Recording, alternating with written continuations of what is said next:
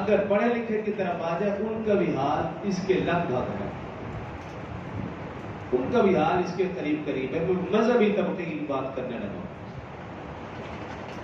اپنے آپ کو پڑھا لکھا طبقہ کہنے والے،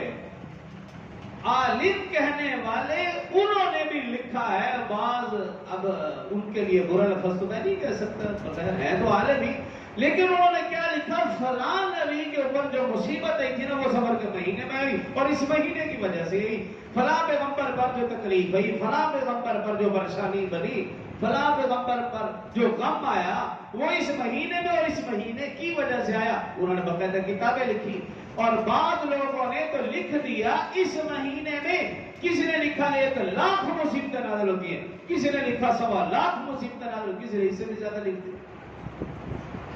اور بعض لوگوں نے لکھ دیا بھی اس مہینے میں آفات و بلیات مصیبتیں تو نازل ہوتی ہیں، لیکن اس سے بچنے کے لیے لکھا بھئی فلاں فلاں وظیفہ کرو،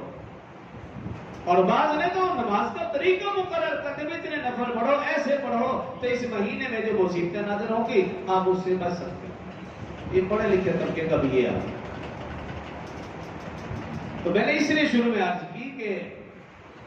زمانے جاہلیت میں جو اس مہینے کے حوالے سے باتیں تھی، رسومات تھی، برائیاں تھی، غلط عقائد اور نظریات تھے، آج بھی تقریباً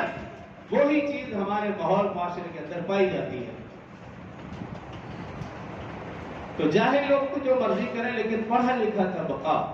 جب اس طرف آتا ہے تو پھر دکھ ہوتا ہے۔